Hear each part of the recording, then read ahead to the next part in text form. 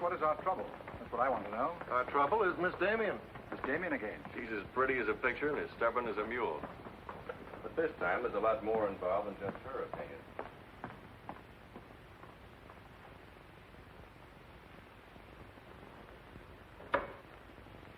Come in, Miss Damien. We were just ripping you up back a little bit. So I gathered. There's nothing personal. It's about Mr. Cortland. Cortland? Oh, yes. He runs a jewelry store. He owns Cortland and Company. London, Paris, Fifth Avenue. You may remember him as one of our biggest advertisers. Oh, what Shirley wants to say... I know what Shirley wants to say. I always know what Shirley wants to say. He wants to know why I killed the art layout on Mr. Cortland's famous jewels.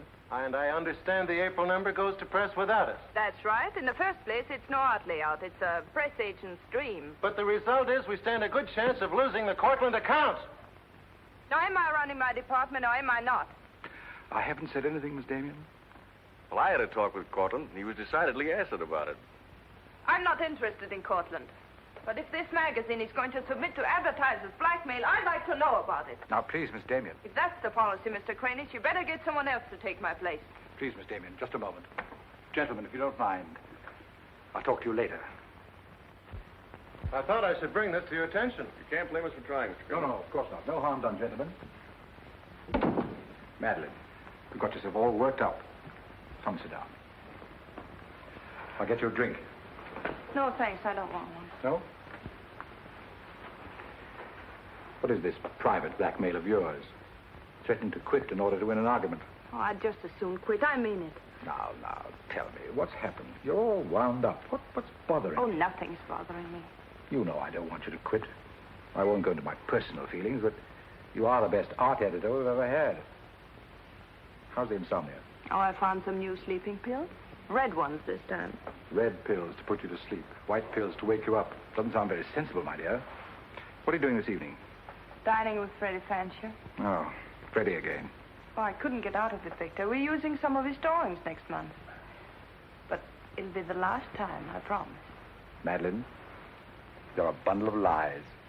A very lovely bundle. Beautifully tied together. I'm trying to be honest, but you won't believe me, will you? No, my dear. Because I don't really think you believe yourself.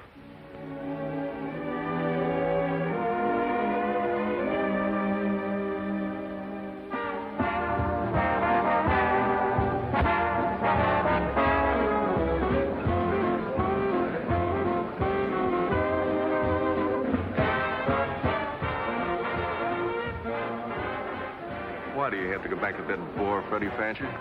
You haven't even given me a chance to make love to you. You've been doing all right. You know something? It's awfully hard making love to a woman who makes more money than I do. It'd be much easier if you made love to me. Would it? Oh. You're trying to give me the brush off, are you? Well, finally, we understand each other. Well, there you are, Freddie. There's your girl and no bones broken. I'll see you at the office, Madeline. I'd join you if somebody asked me. Nobody's asking. Fair enough. Why do you have to dance with that pollywog? Look, I've told you not to drink. I always drink, particularly when I'm with you. Oh, am I that hard to take sober? You're a voluptuous pain in the neck. I'm going home. You're not going to walk out on me. Come on, be yourself. I've told you I'm going to leave early. But you can't leave me just sitting here in the snow. I'm mad about you. In my own foul way. Good night, Freddie.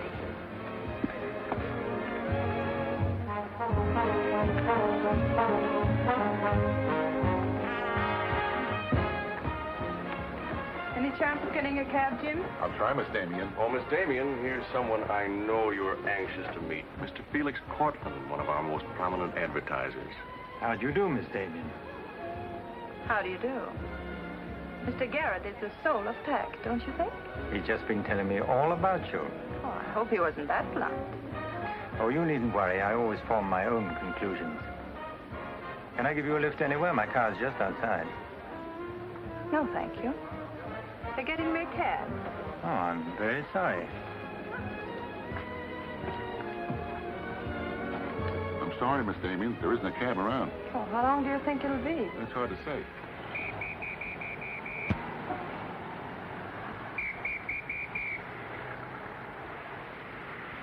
Are you sure you don't want to lift? Well, there doesn't seem to be any alternative. Good night, Mr. Garrett. Good night, Mr. Cortlandt.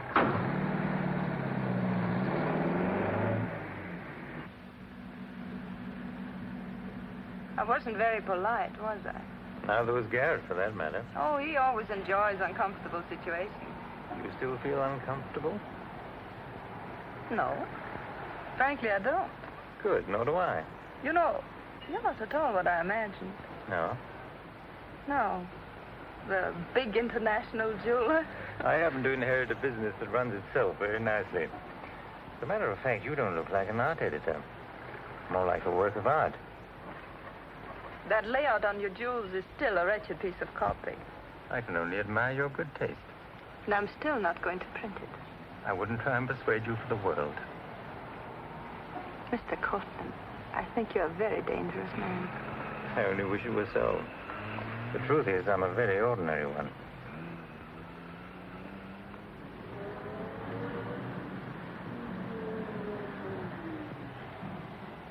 Oh, I'm sorry. I forgot to give you my address. It's my fault. I forgot to ask you. Won't you come in for a minute? No, I don't think so. Oh, but you really must see those jewels you've been insulting. They're much handsomer than the photographs. I'll need you in about 15 minutes. But I said I wasn't coming in. Oh, yes, so you did.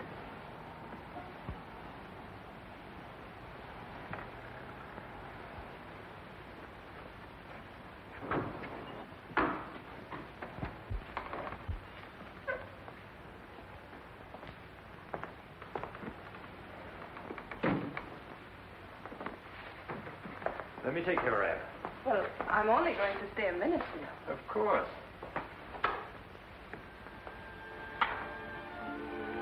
What a wonderful room. I've had this place a long time. In fact, I'm pretty disgustingly rich. Don't you find that rather pleasant?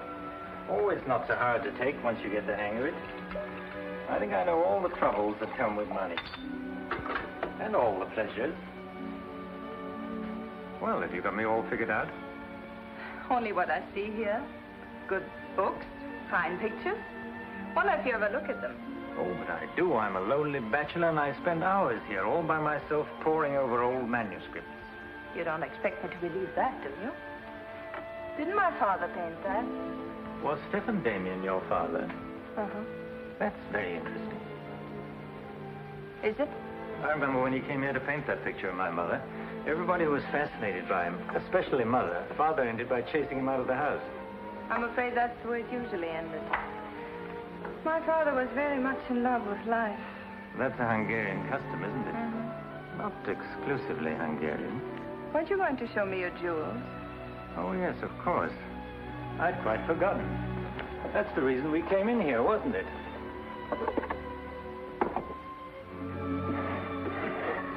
You ought to feel very flattered, Miss Damien. This safe is one of my darkest secrets.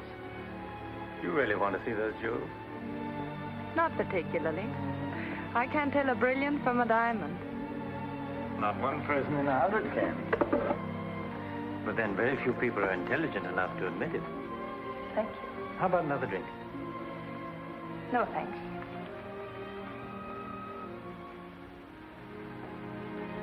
You know, you need relaxing.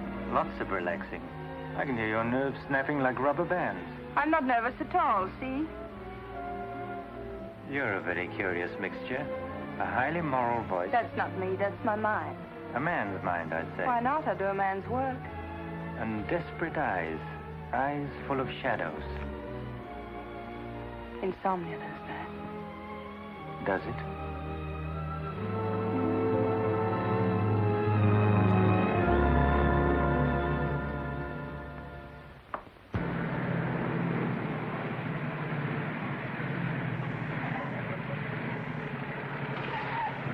Anything doing? Not a thing.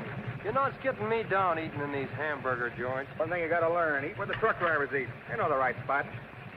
See, I saw a funny thing up the road just now. Good-looking dame sitting in a car all alone. Yeah, what was she doing? That's just it. She wasn't doing nothing, just sitting there. I got a rule about women. If they ain't breaking the law, let them alone.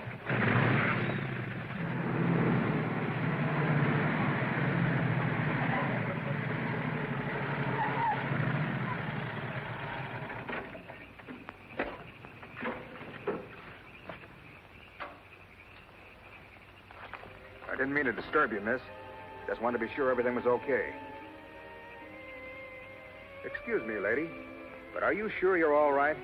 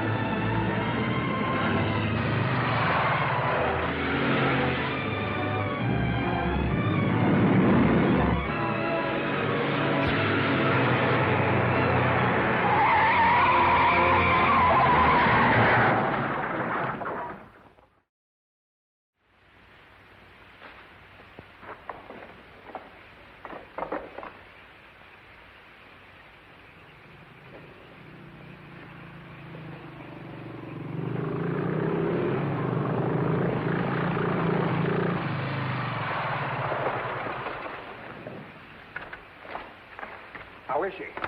Luckier than she deserves. I just checked on her up the road. She was acting kind of strange then. I better call that ambulance. I doubt if it's serious, and I'm as good a doctor as you'll find at this time of night. Let's take her inside.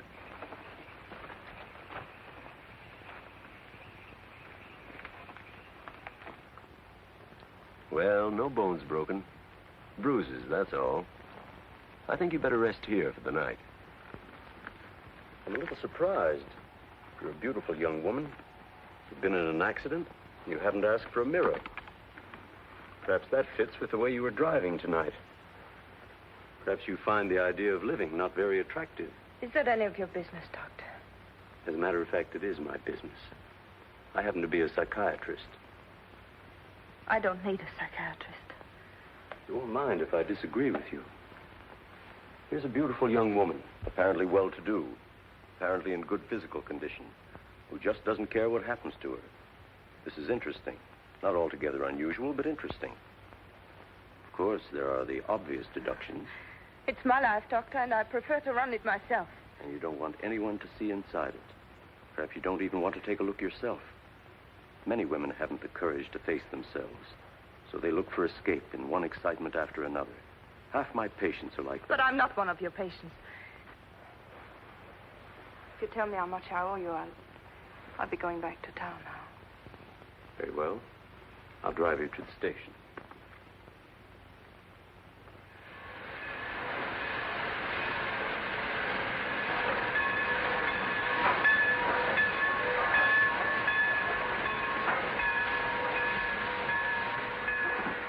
Miss Damien, you're an intelligent woman, not an idiot. Will you promise me one thing? When you get ready to throw yourself off Brooklyn Bridge, will you come and see me first?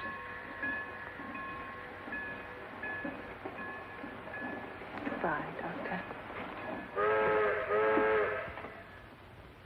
Dean. Miss Damien, I'll give you her secretary.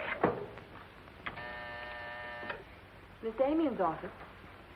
No, Mr. Cortland, she's not here yet. Shall I have her call you? Yes, Mr. Cortland. Where's Glamour, Puss? She hasn't come in yet.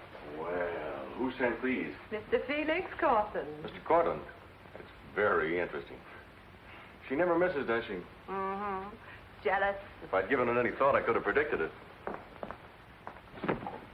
Gladys, I won my bet. She's got a new boyfriend. I guess those dames gotta have new excitement all the time. Yeah, here today, gone tomorrow. Personally, I don't see what she sees in it all. Is that any concern of yours? No, Miss Damien. I didn't hire you to gossip about my private life. No, Miss Damien. Go get your money. You're through.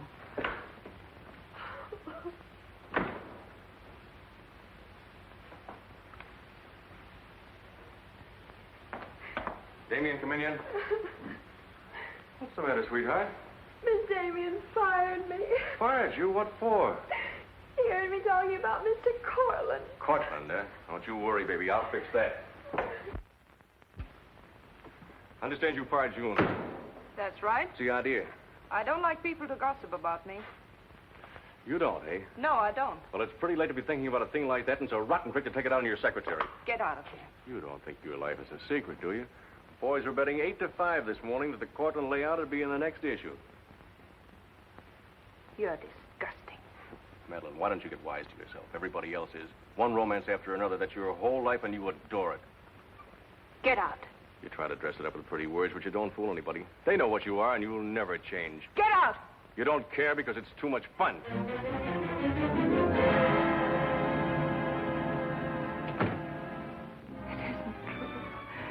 It isn't true. It isn't true.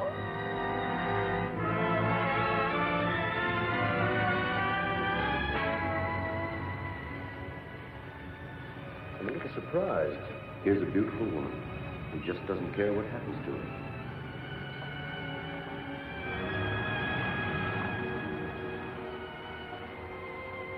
Many women haven't the courage to face themselves, so they look for escape in one excitement after another.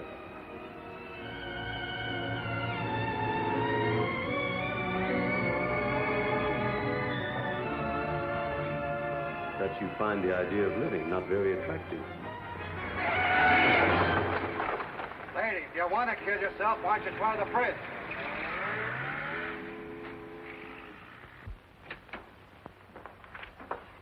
I'm glad I was right. An intelligent woman, not an idiot. Sit down. That's it. Now, if you feel like talking, just go ahead and talk. You're afraid, aren't you? Well, it's our job to find out why. To explore the shadows and throw light on what we find there. Then you'll be able to see yourself clearly and face yourself honestly. When you can do that, you won't be afraid anymore.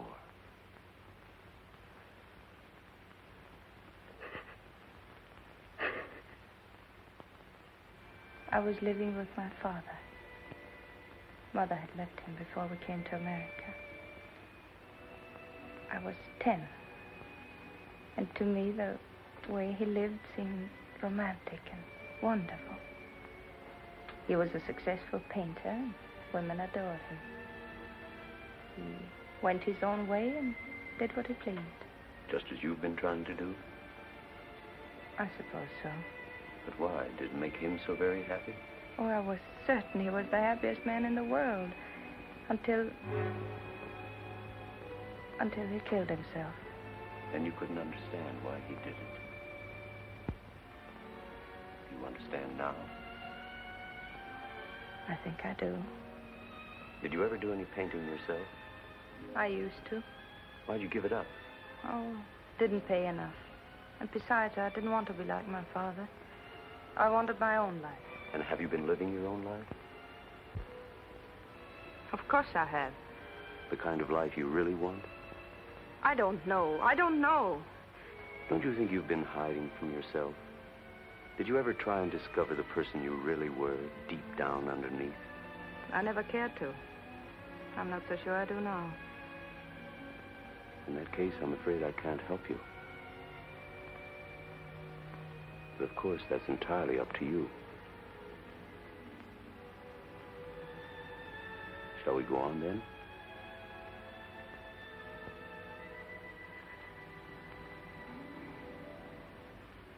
I was doing what I wanted to do.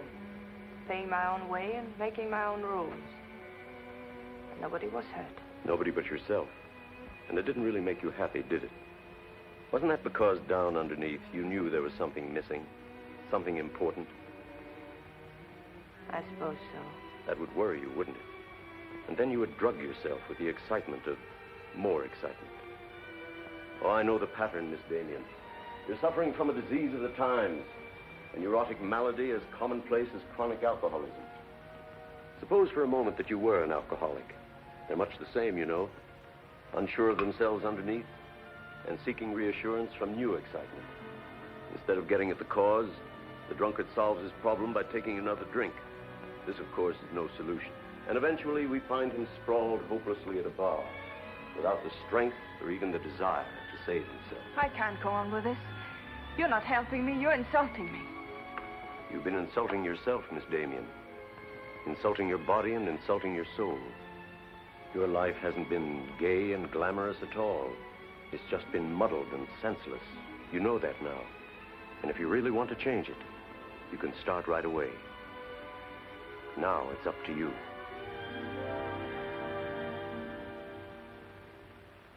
You can have my apartment, Ethel. The rent's paid till the end of the month. Darling, I feel like a vulture wheeling over your head. I'm not in, whoever it is. Miss Damien's office. No, she still hasn't come in, Mr. Cortland. Well, I don't know exactly. Later in the day, Did he hang up? Yes, good. Let me call him back, darling. You may be sorry later. Everything in this pile returned without comment. This I would ask to see more of their work, and these you may be able to use. But you haven't given me your new address. I'm not giving it to anyone. Hello, Madeleine. Beautiful, would you mind popping out for a minute? That's just 60 seconds. You better talk fast. Madeline, I'm on a jam. I've got to raise some money. I need about $5,000. What do you expect me to do about it? Well, I thought you might talk to Cortland. I'm sure he'd let you have it if you ask him nicely. You're really quite a rat, aren't you? Look, Madeline, I'm in debt up to here. I only make $100 a week, and you know I can't live on that. $5,000 doesn't mean a thing to Cortland. You better get out of here before I lose my temper. You're forcing me to say things that I don't want to say, but if you're going to act cold and virtuous about it, you'll hear them. Suppose I tell Cranish. Tell him what? About Cortland. You know, you've got a very nice job here, but you won't have it very long if I tell Cranish. I don't want to tell him, but... What's so funny? As a blackmailer, you are pitiful. Go on, tell him. Tell him what a rat I am, and you are, and he is. Go on, use my phone if you want, and my desk, and my office. I'm through with all of them.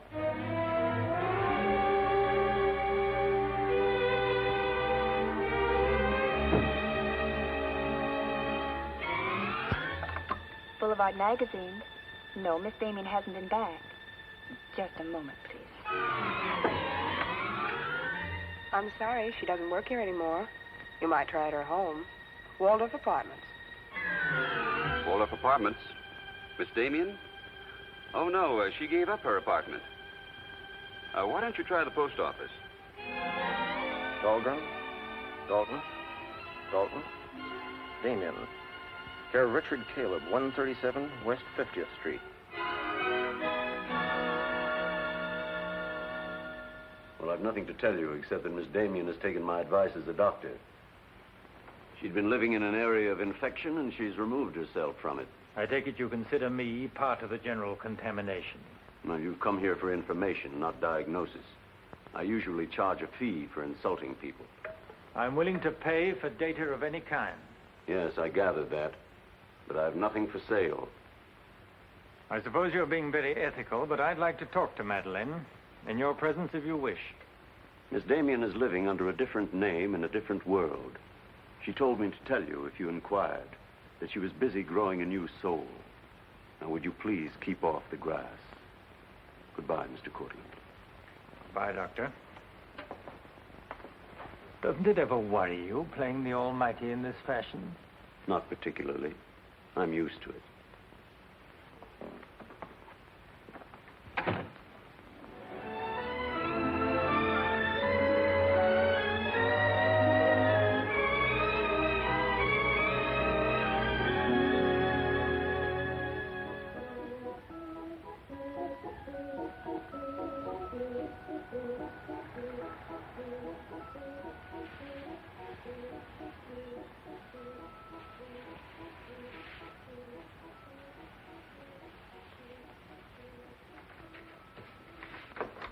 How's it look?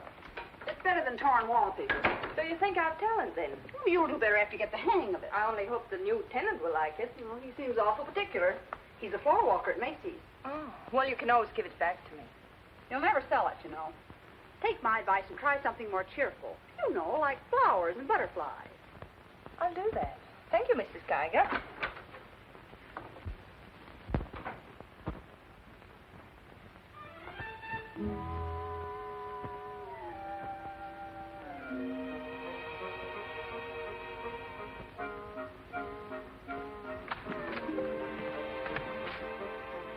Thanks.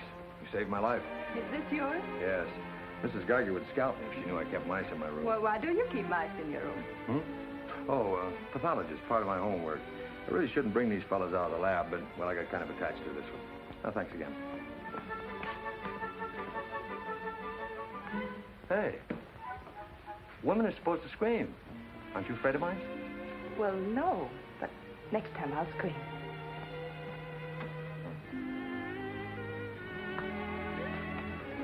Good afternoon, Miss Green. Hello, how's the work going? Oh, all right, I will. You got it.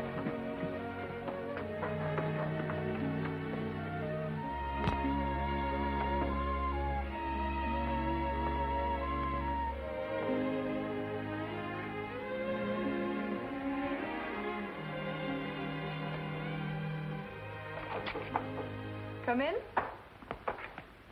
Hello. Hello. Say, you're an artist, aren't you? Well, I don't know. Oh, Mrs. Geiger said yesterday that you were. She's an authority if I ever saw one. I was wondering, could you do a job for me? Want your portrait painted? For me? Oh, no. No, nothing like that. I'm doing some research, and it has to be illustrated. Oh, what do you want me to draw? Nothing fancy, just blood cells and things. Sounds fascinating. Oh, it is, really. You see, it's a lot like... Oh, no, you'd be surprised. It really is fascinating once you get in it. Of course, I'm on a fellowship, and I couldn't pay you very much. Matter of fact, I couldn't pay anything till the first of the month. That'll be all right. Oh, fine. Swell. It's all settled then. I'll see you at my place about 6 o'clock. Oh, but couldn't I... Oh, sure you can. I just live downstairs. You know, the mousetrap. Oh, by the way, my name is Cousins. Mine is Dixon. Very glad to know you, Miss Dixon.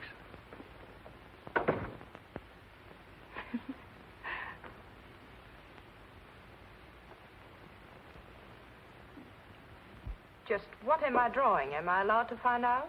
Sure. Effect of anti-reticular serum on cell tissue. That's all I wanted to know. Oh, say, that's quite good. I'll take it to the lab with me in the morning. Just about ready for the next one.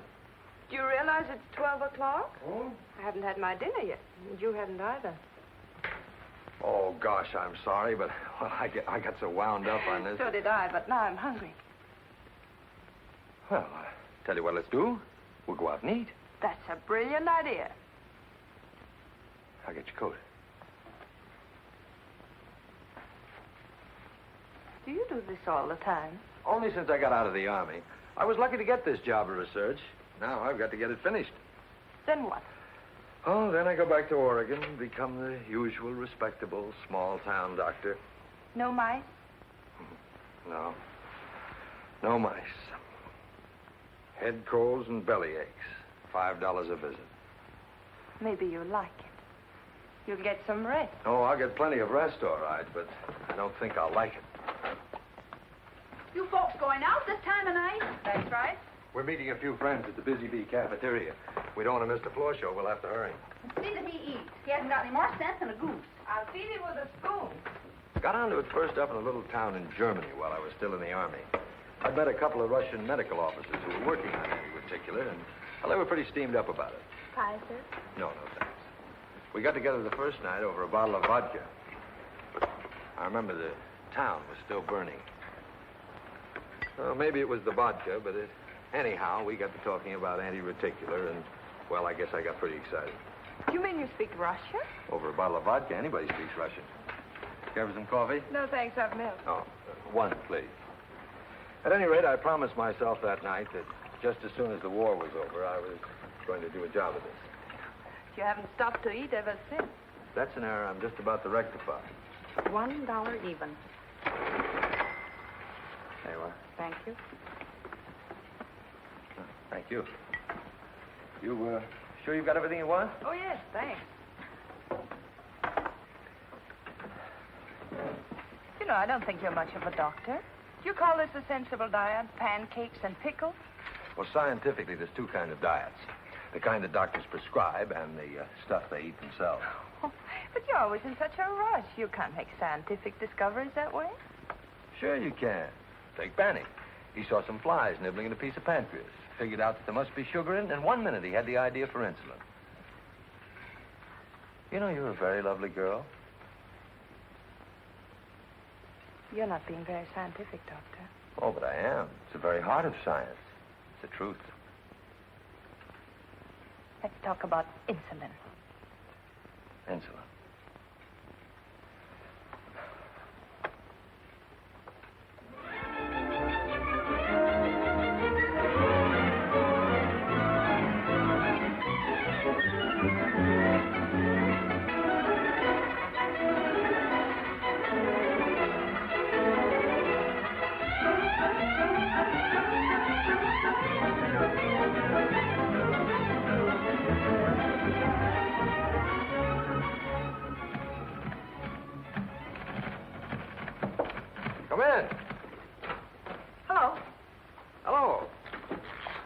say, did you buy these new manuscript covers? Yes, are they all right? Oh, sure, they're fine. How much they cost? Oh, nothing at all. Something like 20 cents. Oh, nothing at all, huh? You know you can buy a pair of good mice for 20 cents? David, I have some wonderful news. I just sold a picture. No fooling. Who bought it? The floor walker downstairs. He said it's almost as good as a photograph. Well, the man has great taste. Oh, I think it's wonderful. I'm proud of you. And I'm a little proud of myself, too. David Cousins on anti-reticular. Oh, David, it looks fine. It's important, isn't it? I mean, not just to you, but really important. Well, it won't cure all the ills of man or beast, but... Yes. Yes, I think it may be important. And I also think that I better hand it in before I start changing it again. Like to come along? Oh, could I? Well, sure. Why not? I think you've been drawing blood cells long enough. It's time now for you to meet one of them face to face.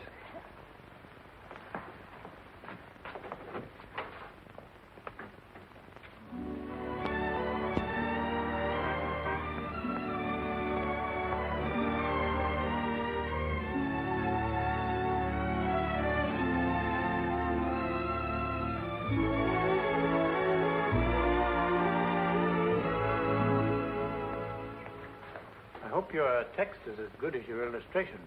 I hope so, too, sir.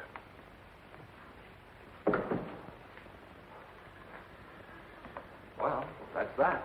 You didn't tell him they were your drawings, did you? I didn't tell him they weren't. Come on, I'll show you my lab. Coffee. I wouldn't try and drink it if I were you. Assistant pathologist.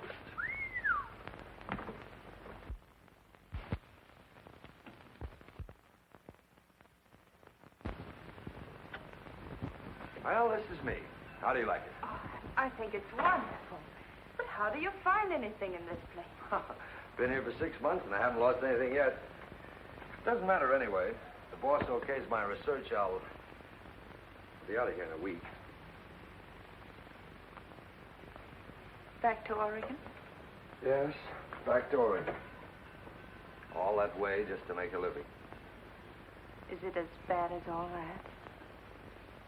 Oh, what's the use in kidding, Madeline? I'm so much in love with you, I can't see straight. I haven't done any work in here for days. I just sit around waiting until I can see you. I know. Because that's just what I do. Wait to see you. Darling. Oh, darling, I never felt like this about anyone before. Tell me, when did you first know? Oh, when I first saw you, I think. Yeah, me too. I'll never forget you standing in that hall with a mouse in your hand. Only I didn't know then what was happening. I thought I had the flu. Will you marry me? Oh, David. Well, will you? We don't know each other. I mean, you don't know me. Oh, but I do. Of course I know you. Now, what do you want to know about me? David Cousins, M.D., University of Oregon, Captain Medical Corps Reserve, young, healthy, and very much in love. Will you marry me? Oh, please don't ask me now. Well, I've got to ask you now. I want to marry you now. Please give me time, David. I'm all mixed up. I'd like to go home now. All right.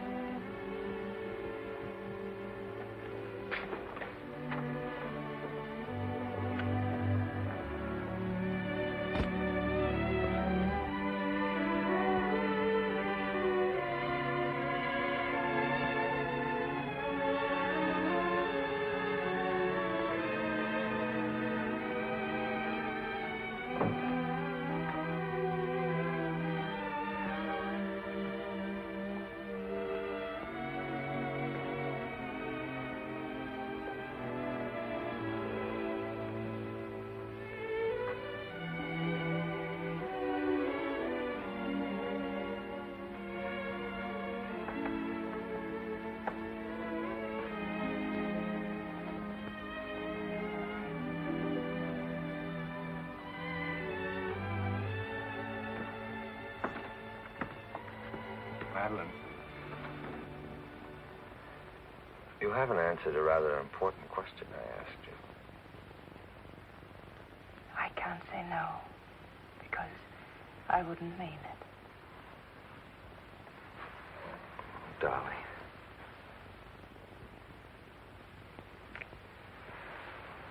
David, I do love you.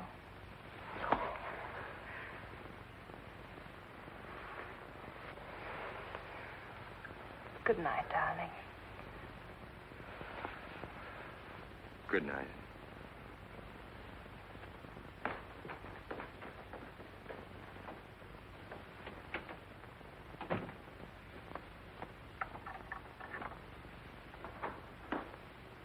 Hadn't you better close the door?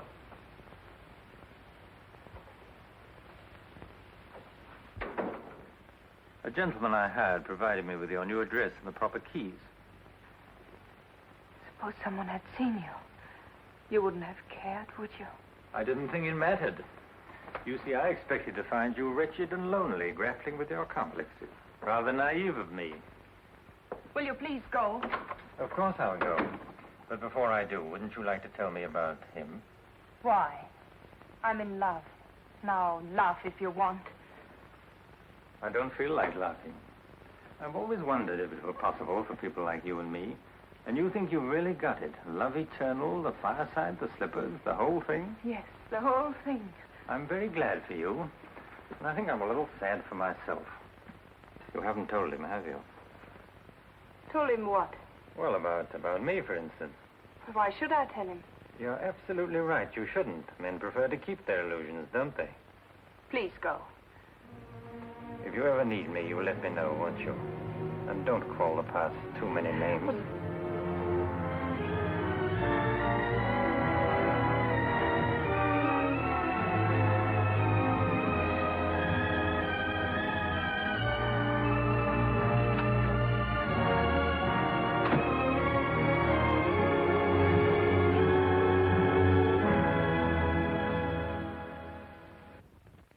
What you say. I'm going to marry him just as soon as it can be arranged. You want to run away from your problem? I'm not running away. You are, you know. You're looking for security from someone else instead of building it within yourself. But I love him. I can't talk to you if you don't believe me. Falling in love doesn't cure everything overnight. What do you mean? Let's be honest. There's a side of you that hasn't fully changed. Isn't that true? That is true, isn't it?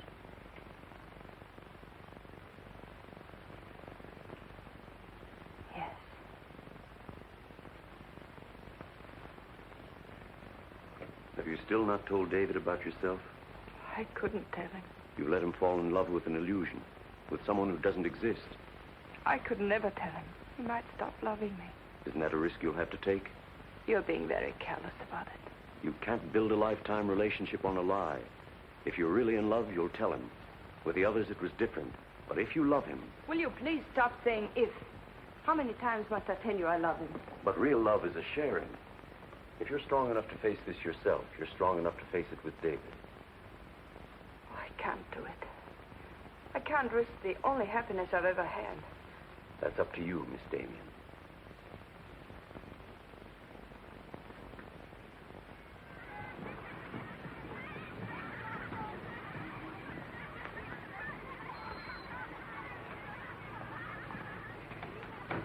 Hi. Hello, darling. You're home early, aren't you? Well, I didn't get fired, if that's what you mean. Dr. Lutz read my paper. Really? What did he say? Well, he liked it. Oh, David, that's wonderful. The only trouble is he thinks it's so important he wants me to go to Chicago and read it before the convention. Oh, David, no. Well, that's not my idea. I don't want to go. Well, when will you have to leave? Tonight. Got to catch the 8 o'clock plane. And when will you come back? Oh, I don't know. A few days. But I tell you what. As soon as I get back, let's get married. You can get a license in 3 days, and it only takes 15 minutes to get married. You still want to marry me, don't you? Oh, more than anything in the world.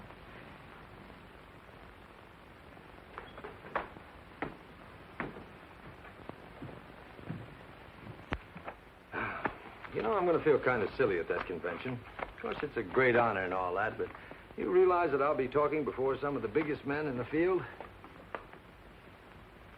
What's the matter, darling? Nothing. I was just thinking how I'd feel if you didn't love me. Oh, don't be silly. Not a chance. David, could you ever stop loving me? Oh, that's really a gruesome thought. Of course not. Even if there was a reason? The world is bothering you. Nothing. I just wanted to be sure. Sure about what? That you loved me and not an illusion you built up about me. Scientists can't believe in illusions. I believe in you. You're the best thing that's ever happened to me. 4 shirts. I wonder if that'll be enough. Come to think of it, it'll have to be. That's all I've got. Socks? Well, that just about does it. Madeline, was there something special on your mind? Something that you wanted to tell me? Just that I love you, that's all.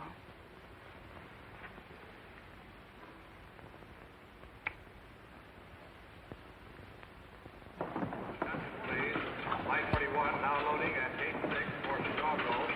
Passengers on Flight 41 for Chicago. Write me every day? Every day. Hope you miss me. Hope you suffer like a maniac. I will, I promise. Oh, gosh, I hate to leave you. You know, I'm going to be jealous. Jealous of what? Oh, I don't know. Nobody, everybody. Just jealous. Darling, I belong to you. Don't you know that? I'm only alive because you love me. We'll be married the minute I get back. Well, look who's here. If it isn't Madeline. How are you? It's been a long time. David, this is Mr. Garrett. I used to work with him on a magazine. How do you do? I quit the racket, though. Or perhaps the racket quit me. Garrett's doing some confidential work for me now. How are you, Miss Dixon? This is Mr. Cortland, David. Dr. Cousins, my fiancé. You're a very lucky man, Doctor. Well, I think so. Well, goodbye, Miss Dixon. My congratulations to you both. Oh, thank you. Good night. Good night. I don't believe a minute of it, do you? Garrett, you're a very cynical man. You don't believe in true love. You don't think Madeline does either, do you? I don't know, but I've always been fascinated by miracles.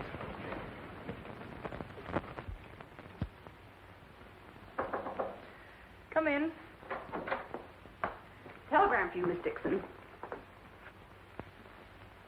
I thought I'd bring it up myself. I thought it might be important. Bad news? He won't be back till Friday. That's men for you. You never can count on them. Oh, I forgot. A doctor somebody called you, said you were to call Miss Ethel Royce. She's been trying to get in touch with you. Friend of yours? Yes. I suppose you got your own reasons, but you ought to get out and see your friends instead of sitting in this room all day and all night. Thanks, Mrs. Geiger. None of my business, mind you.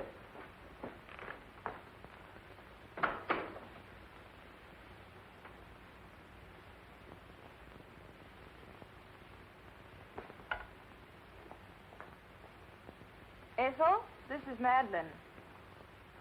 Madeline. Darling, but this is really a voice from the dead. I pestered that doctor of yours for hours. I just have to talk to you. Well, what about? Well, you remember that art supplement, the one you started? Well, I do need your help, dear. I'm in an awful mess. Sorry, dear. I'll never come into that office again as long as I live. Oh, but I wouldn't ask you to do that. Just meet me somewhere. It'll only take an hour, I promise. Well, if it's just the two of us. All right. I'll be there at 5. Oh, so relieved. We were really desperate. Wonderful. I'm just dying to see you. Bye, dear. She'll do it. Good. Wonderful thing, professional pride. It never dies. How'd you sound? Awful. What do you expect? Too bad. Victor, I don't want you to be there. Wouldn't think of spoiling your reunion, my dear. I don't trust Madeline, doctor or no doctor. Nor you either, my sweet.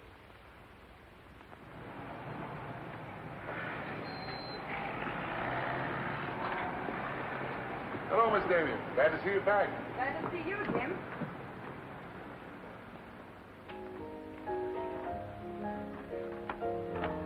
Hello, Luigi. Is Miss Royce here? She just came in, Miss Damien. We missed you, Miss Damien. Have you been away? No, but it's nice to be back just the same. Hello, Ethel.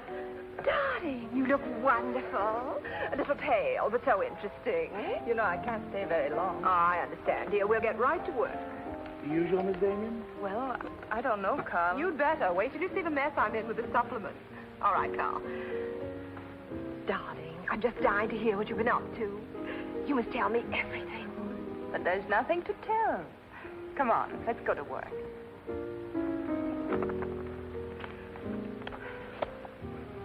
You're just marvelous, my dear. You made the whole project seem utterly simple and practical. Not for me, please. Darling, you used to be able to drink 10 in a row. I'm out of training. No one would know it, my dear. You seem just like the old Madeleine again. It's the surroundings. What do you say we have dinner and go to a show? No, really, I've got to stagger home. Madeline, my dear, this is a surprise. Victor, hello. What good fortune running into you like this? Do you mind? Don't let us fool you, Madeline. He heard me making the date with you. It's true, but I'll deny it. Frankly, I wanted to have a look at you. You look very dashing for a hermit. Thank you. We've all missed you desperately, haven't we, Ethel? As though our little hearts would break. What about a drink with your old boss? I've Please. had enough. 3 of whatever it is. I've got all the data we need on the supplement. Good. What about the data on Madeline? No data. Now, if you'll excuse me, I You really can't have... go now. Look who you'll run into. He's seen you. Garrett no longer graces our staff. Oh, what happened? It got to be utterly gritty. Say nothing of a slight discrepancy in his accounts. Mr. Garrett believes that the world owes him a gay life, no matter who pays for it. Well, hello, stranger. How are you? Wonderful. Nobody here seems particularly glad to see me. Should we be? Oh, well, it's been nice knowing you. There goes one reason for my ivory tower. What? Darling, I'm constantly running into men who adore you. Slews of them. Hated them all. I know what you're thinking. I had an odd way of expressing my distaste. Not odd, darling. Shall we say just, moody? Well, here's to memory.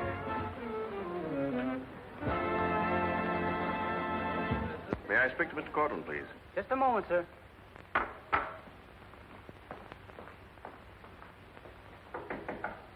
Just a minute.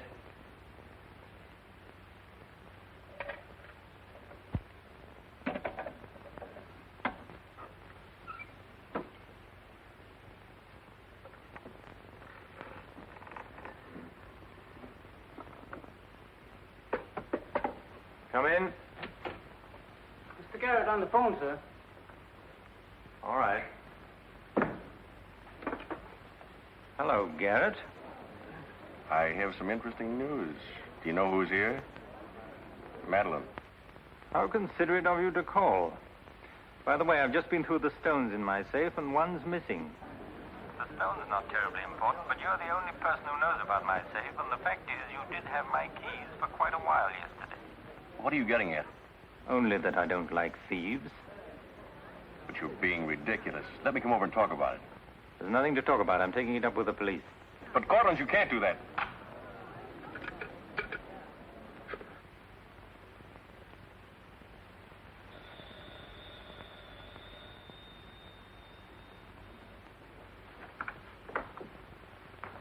Mr. Garrett again, sir. Tell him I've gone out. I'm sorry, Mr. Cortland has just left.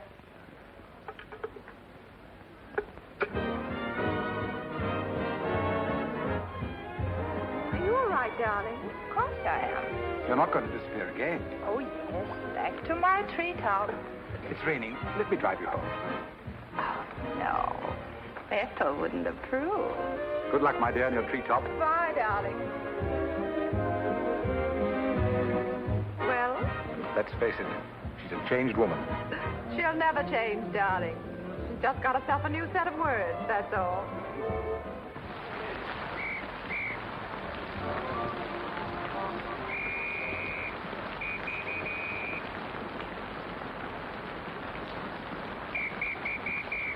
Madeline. Hop in.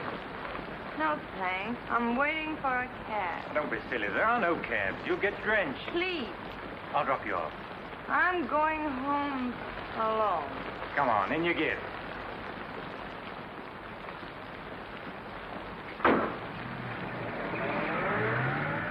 I hope you didn't get too wet. Your concern is touching. Quite a coincidence finding you in the rain. Is it? I can't lie to you, especially when there's no point to it. I was informed you were playing hooky. You're detestable. I'm really not detestable at all. I happen to be very fond of beauty, which shouldn't be a crime in your eyes. Please, no debates. I'm a little dizzy. A good dinner will soon take care of that. Why do you always hound me? You know I despise you and everything you stand for. There's always a chance I may be able to improve your opinion and your manners.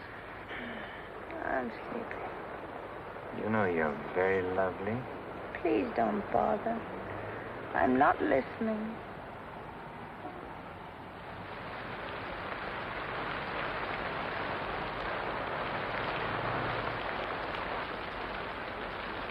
Where are we? Don't you remember you visited here once upon a time? You're foul. You said you were taking me home. You forgot to mention the subject. A significant omission, as your friend Freud would say. Come on, I'm getting soaked. That's lunch. I'm going home. Right after dinner. Think how wonderful you'll feel when you slap my face.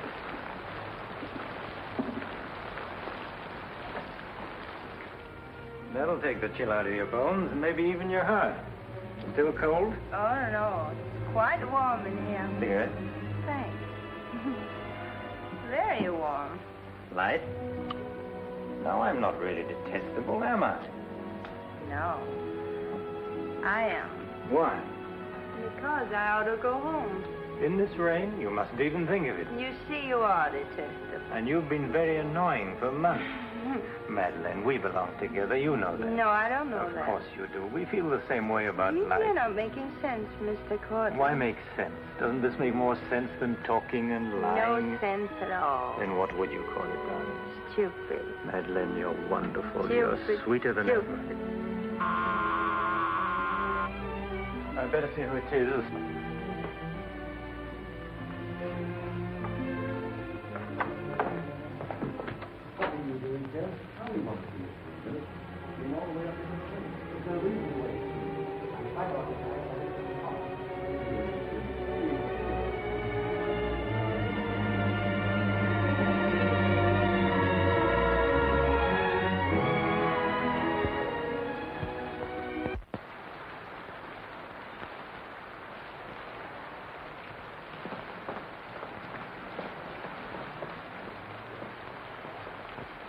But I tell you, I'm going to raise the money. I'll pay you, honestly. I don't like dealing with thieves. That's a job for the police. You swear out a warrant, you'll never get a dime. Look, I didn't sell it. I just had to have some money temporarily. Here's the pawn ticket. I'm not interested in pawn tickets. Good night, But, Garrett. Carter, you've got to give me a chance. I said good night.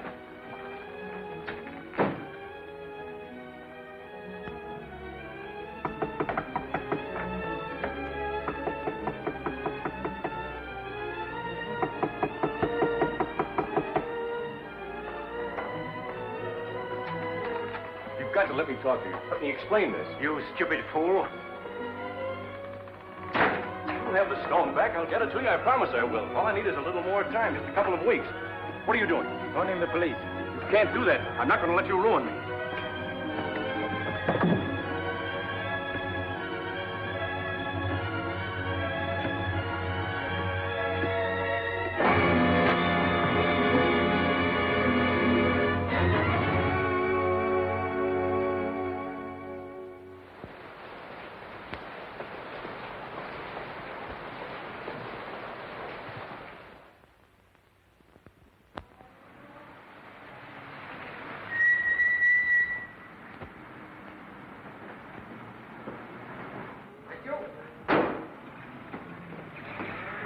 You're looking very lovely this morning, Mrs. Geiger. You wasn't expected back until Friday. That's what I like. A cheery welcome home.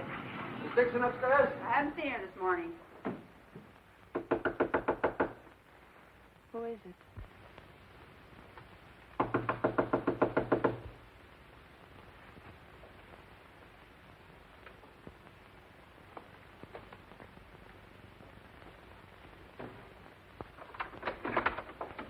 Hi. Darling. Oh, I couldn't wait till Friday. I just said my little piece and ran out on them. Oh, I needed you so badly. I feel lost without you. Don't ever leave me again. Oh, that you can depend on. Say, I've got big news. I'm a success. Oh, tell me all about it. I wonder what's the matter with you. You don't look very good. Come on, I think you better get back in bed. Now then, first, I don't have to go back to Bellyaches in Oregon. You're not marrying a small-town country doctor, young lady. You're marrying a promising young research scientist. At least that's what Dr. Broder says, and he ought to know. He's got a long white beard. Oh, darling, I'm so proud of you. I think I'll take your temperature. Gee, I wish you could have been there. When I finished reading my paper, they all got together and offered me my own laboratory in California. I still can't believe it. There it is, right in the paper. You'll find it on the bottom of page 10.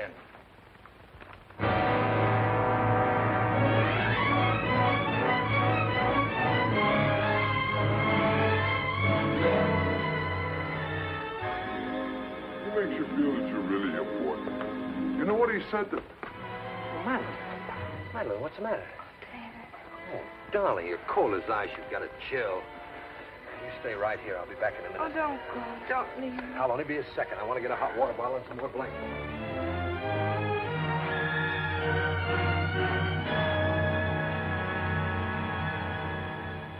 Miss Madeline Dixon at home? I don't know. Friends of hers? We're from police headquarters. Where's the room? Upstairs. What do you want to see Miss Dixon about? We'll tell her. Well, perhaps you'd better tell me first. Miss Dixon isn't well. Who are you? He's a doctor. He lives here. If it isn't important, I suggest you come back tomorrow. It's important. Could you get some extra blankets and a hot water bottle, please? You a friend of Miss Dixon's? Yes, why? Just asking. Well, what is it, an accident or something? I wouldn't call it an accident. I wish you'd cut out this mystery and tell me what it's all about. Okay, Doc, take it easy.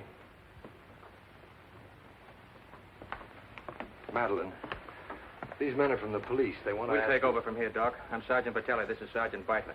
You're a friend of Felix Cortland's, weren't you? Matter of fact, you were with him last night. No, I wasn't. Did you see Mr. Cortland any time yesterday? No, I didn't. Now, look, Miss Damien, we wouldn't be here asking questions unless we already knew most of the answers. Oh, wait a minute. Her name's not Damien. I think you've got the wrong party. I think maybe you've got the wrong party, Doc. Her name happens to be Damien. This happens to be a case of murder. Take a look at that newspaper. I want to know what's going on in here. This is my house, and I've got to know. Sorry, madam. We'll talk to you later. As long as I've been here, there's never been police Take in her this and see house. what you can find out. lady. Come on. Now, Miss Damien, tell us what happened last night. What time did you leave Cortland's house? Oh, Dave. You and this guy, Cortland, were pretty sweet on each other, isn't that right? Oh, but it isn't. It isn't true. Now, according to the chauffeur, you got to Cortland's house at 6:45. What time did you leave? Oh, but I didn't go into the house. I met him by accident. David, don't look at me like that. How long have you known Miss Damien, Doc? Not very long, only a few months. Know that she was mixed up with this guy, Cortland? Oh, but it's a lie, David. It's a lie. Okay, so you didn't go into the house with Cortland? No, I didn't. He wanted me to come to the house, but I wouldn't do it. Oh, I didn't go into the house. I didn't, I tell you. Who you telling, me or the doc here?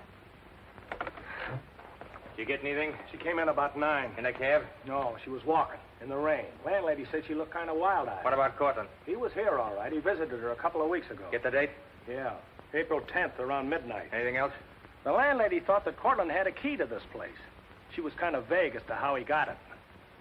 I didn't give him a key. David, you can't believe that. I've got his key ring here. This one fits. He had a key, all right. But I didn't give it to him. Where are you going? Oh, David, don't leave me. I didn't kill him, I swear. I didn't kill him. Who cares whether you killed him or not?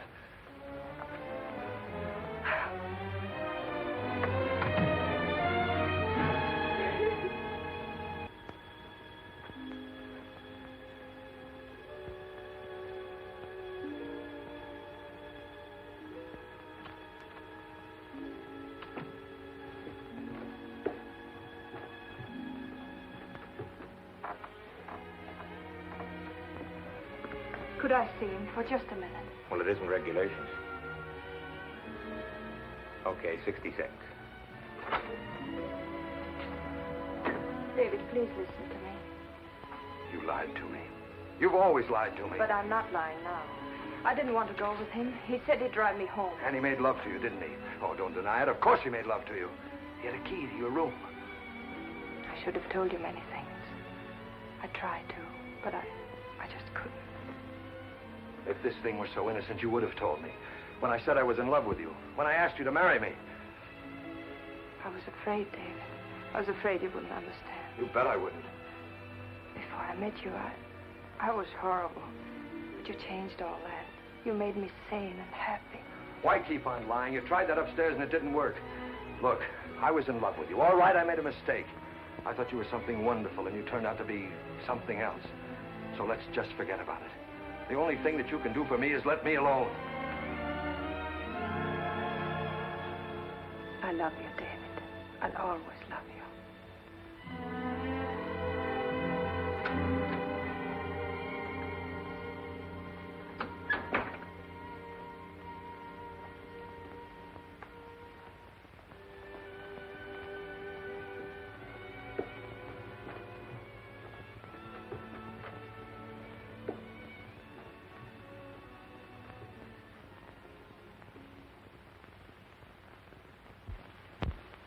And so, ladies and gentlemen of the jury, the prosecution will prove beyond a shadow of a doubt that Madeleine Damien is guilty of the premeditated murder of Felix Cortland. We will prove that she was in his apartment the night he was murdered. We will prove that her fingerprints are on the table lighter with which he was murdered. And we will prove further that she had a motive for the murder. For after all, this is a very simple story. To one man, Dr. Cousins, she was a pure and noble woman. To the other, Felix Cortland, an irresponsible light of love. Too self-indulgent to be faithful to the man she wanted to marry. Too weak and lacking in character to break with Cortland. Her twisted soul was bent on a heartless deceit. To make one man believe what all others knew to be a lie. And when Cortland threatened to expose her, she went to his apartment to plead with him in the only way she knew. She embraced him. She made love to him. And when, in spite of that, he threatened to expose the lie that she was living, she silenced him forever. Ladies and gentlemen of the jury, the state asks you to find Madeleine Damien guilty. Guilty of murder in the first degree. On the night Mr. Cortland called on the defendant, did you let him into her apartment? I certainly did not. How did he get in then? He must have had a key of his own. The key of his own. Where was the defendant when he arrived? Out with the doctor, I suppose, pulling the wool over his eyes.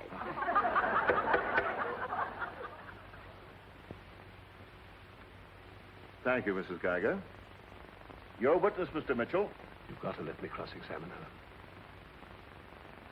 No questions. Miss Damien, I can't defend you properly if you won't let me. We've got to put up a fight. Fight? What for? And now, Mr. Garrett, just what was the nature of the work you did for Mr. Cortland? Well, most of it was personal. Confidential secretary, I suppose you'd call it.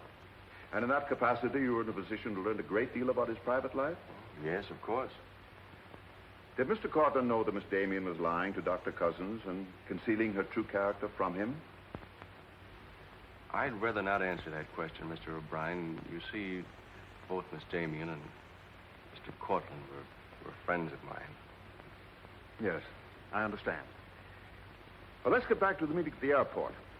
What was the attitude of the defendant when Cortland saw Dr. Cousins? She was embarrassed, naturally. Yeah. She was embarrassed, naturally. Thank you. Your witness, Mr. Mitchell. I've got to cross-examine. If I don't, we haven't a chance. Don't ask him anything. No questions. Were you a close friend of the defendant? Yes, I was. Did she confide in you on matters of a personal nature? Yes, she did. If you were asked in this court, do you think you could recall any of those intimacies? I could recall some of them in lurid detail. Your Honor, I object. Objection sustained. Well, let me ask you this, Miss Royce. Would you say in general that men found Miss Damien attractive? Definitely. And would you say that Miss Damien found men attractive to her? I'm afraid I most certainly would. You would? What were the relations between Miss Damien and her former employer, Mr. Cranish? They were friendly. In your opinion, was there anything more than friendly? I object, Your Honor. The question calls for the conclusion of the witness and is prejudicial. Objection sustained. Dr. Cousins, I'm Dr. Kalin. Miss Damien's a patient of mine. I don't happen to think she's guilty of murder, do you? No, I don't. She may be guilty of other things, but in there she's being tried for murder, and she won't even defend herself. She's got a pretty good lawyer, hasn't she? She needs your help, Doctor. In her own mind, she's not on trial for murder. She's on trial for those other things. And it's not the judge who's trying that case, it's you. I don't want to be rude, Doctor, but I don't think you know what you're talking about. I'm sorry to disagree. You see, I've been treating Miss Damien for some time. I happen to be her psychiatrist. Dr. Caleb. I'm sorry to have bothered you, Doctor.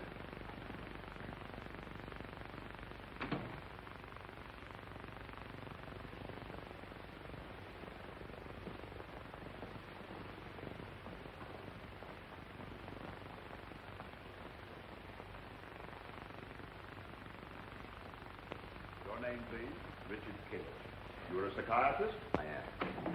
Miss Damien came to you as a patient? Yes? Did she come of her own free will? Yes, of course. Isn't it true, Doctor, that people do not go to psychiatrists unless they consider themselves, well, shall we say, not well balanced? In general, that's correct. As a matter of fact, wasn't Miss Damien on the verge of committing suicide when she made her first visit to you? Your Honor, I object. Well, no matter. We'll prove that by other witnesses. However, is it not true that people who come to you as patients come with problems? Objection.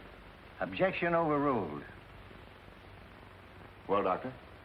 There'd be no point in their coming to me if they didn't have problems. So the defendant came to you with a problem. Do you mind telling us, Doctor, in your opinion, just what was Miss Damien's problem? That is a confidential matter between doctor and patient. I'm afraid I can't discuss it. Well, during the course of your treatment of Miss Damien, did you ever discuss her relationship with Dr. David Cousins? Yes, we did. Well, bearing in mind the fact that she's engaged to be married to Dr. Cousins, do you think she was as frank with him as she should have been? As a matter of fact, I urged her to tell him everything. And did she? Not to my knowledge. Well, why not, Doctor? Why didn't she?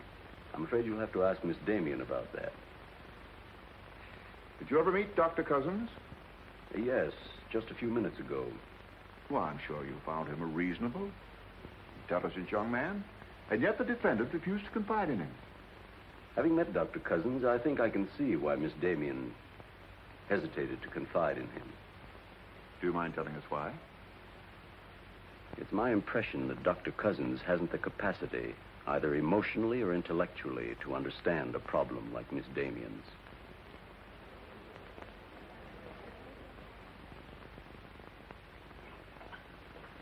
How's the trial going, Doctor? Not very well, I'm afraid. There's a Dr. Cousins in your office. Oh? He said you weren't expecting him. As a matter of fact, I was expecting him.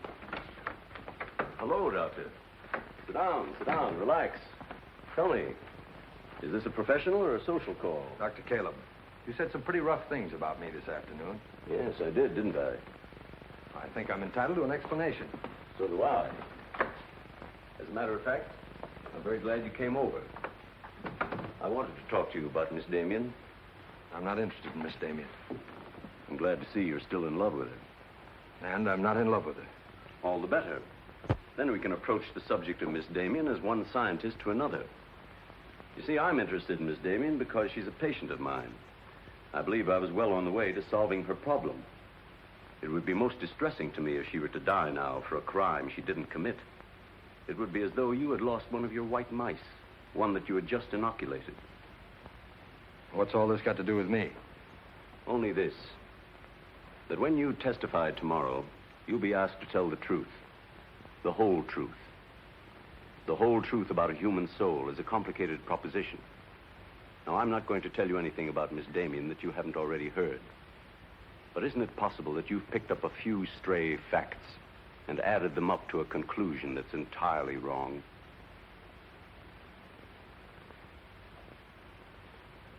Won't you sit down, Doctor?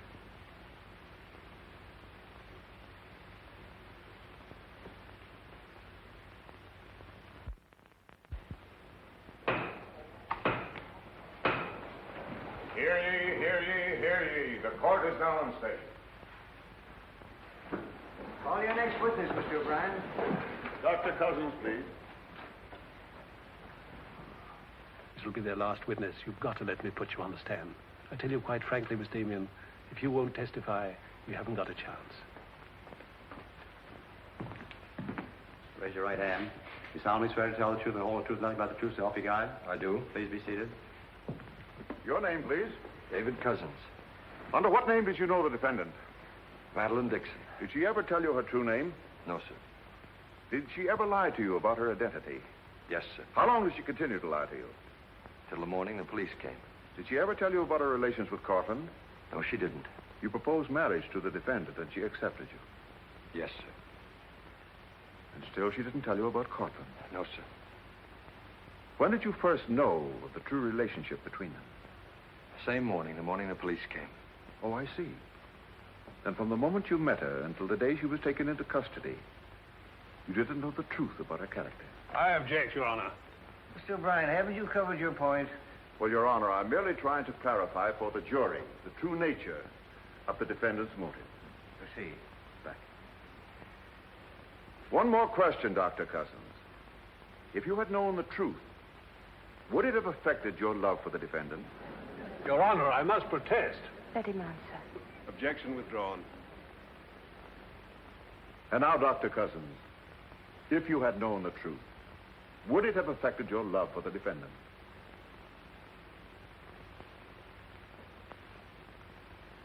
I was in love with Miss Damien then, and I'm in love with her now.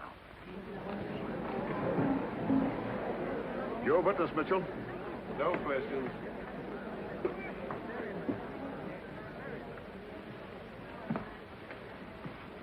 Did you really mean it? Yes, I really meant it. I can't believe it. Now will you let me put you on the stand?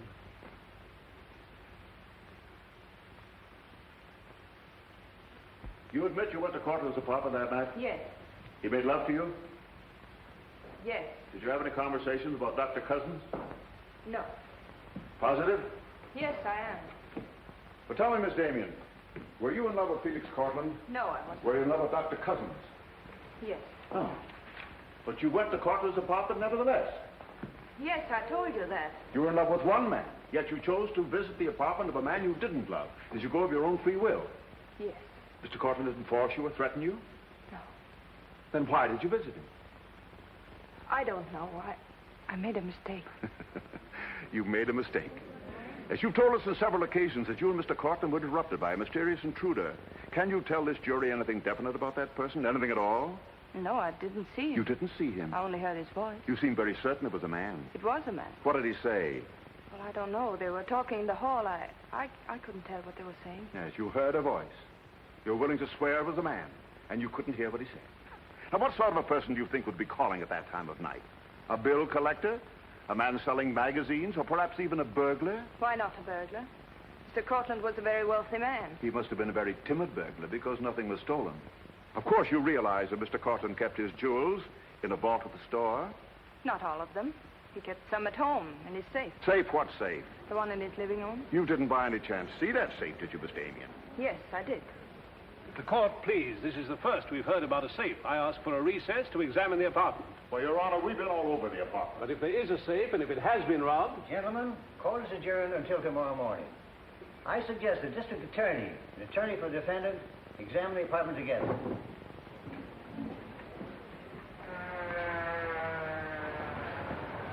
What about this safe, Mr. O'Brien? What safe? How about some pictures on the inside, Mr. O'Brien? You boys better wait outside.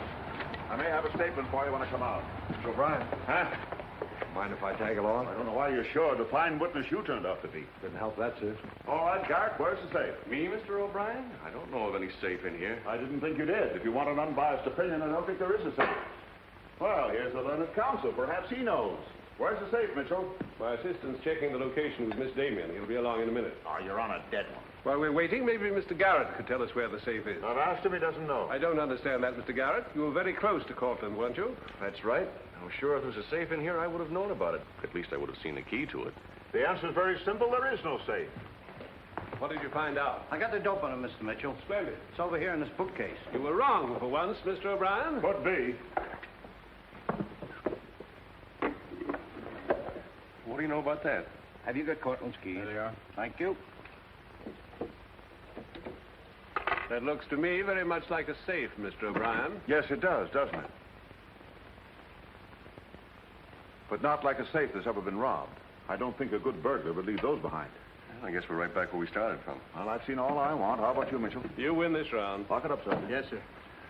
See you in court, gentlemen. Can I give you a lift, Doctor? No, thanks. Sergeant, I have some papers here, Mr. Cortland, I'd like to put in order. Do you mind if I stay? It's all right with me. We're finished with the place. Thank you very much. Anything I can do for you, Doctor? Oh, I was just curious about something. I've never seen a safe like that before. One that operated with a key. Come to think about it, I guess I haven't either. Normal assumption about a safe is that the lock works on a combination. Yes, I guess most of them do. I was wondering how you knew that this one worked with a key. You said you'd never seen the key to it. Did I say that? Uh-huh. I guess I must have said something I didn't mean. Oh, I see. There could be another explanation. Really? Yes. That you were lying when you said you'd never seen the safe before. You're not serious, are you, Doc? I'm a scientist, Mr. Garrett. When we get hold of an odd fact, we consider every possible explanation. We make some of our most important discoveries that way. Well, it must be fascinating work. Yes, it is. Suppose I had known about that safe, which I didn't. What would that prove? Frankly, nothing. But it does suggest a theory. You were very close to Cortland. You knew about the safe. Maybe the safe was robbed. Perhaps he found out about it. He was quarreling with a man in the hall the night he was killed. Maybe that man was you. That's a very interesting theory. Yes, isn't it? Well, as I said, I'm a scientist. When we hit on a theory like that, the next thing we do is to test it. That's all I'm doing. I see. Then you won't mind having a little talk with the police? No. Why should I? Fingerprints. But then, of course, if you've never seen the safe before, you won't mind them checking it for yours. Oh, certainly not.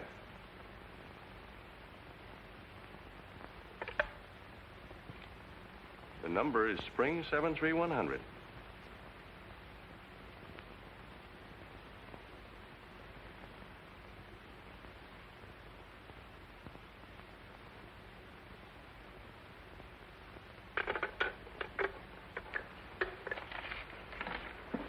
Okay, Doc. No hard feelings. Don't you think this sort of thing is rather out of your line, though? I guess maybe you're right. Bye, Doctor. Goodbye.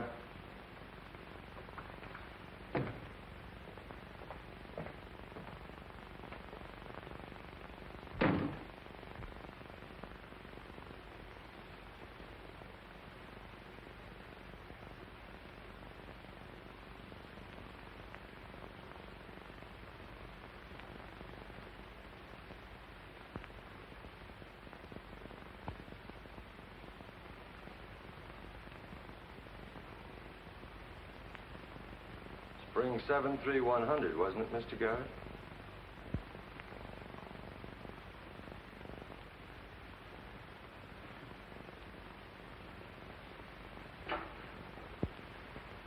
I guess maybe I underestimated you, Doctor.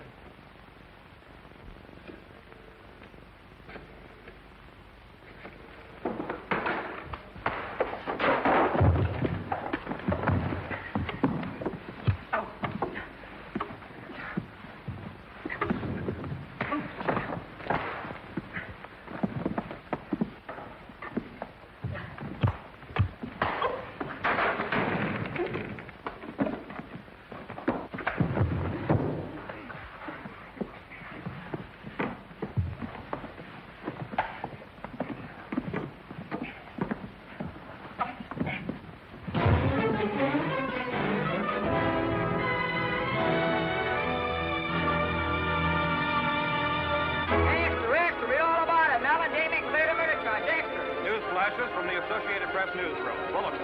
Madeleine Damien has been exonerated of the murder of Felix Cortland. The full confession by an ex-employee, Jack Garrett, is in the hands of the district attorney. It was a trial marked by many surprises. Notably, the beautiful defendant's startling disclosure of the jewel vault hidden in the apartment of the late diamond importer. The beautiful Madeleine Damien goes free, and Broadway is tipping its hat today to the young doctor who engaged the murderer in a battle royal.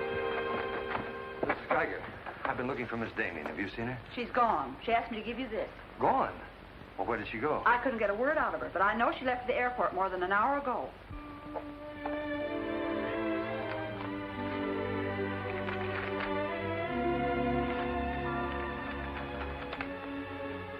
David, dear, I can still hear your voice in that courtroom, and I'll never forget what you said.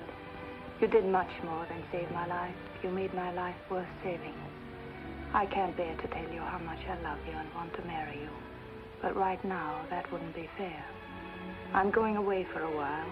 I want to be terribly sure, after all this, that I can really be the kind of person you once thought I was. Maybe after a while that will be possible. And then, when we're both sure, David, please ask me again. Goodbye, my darling.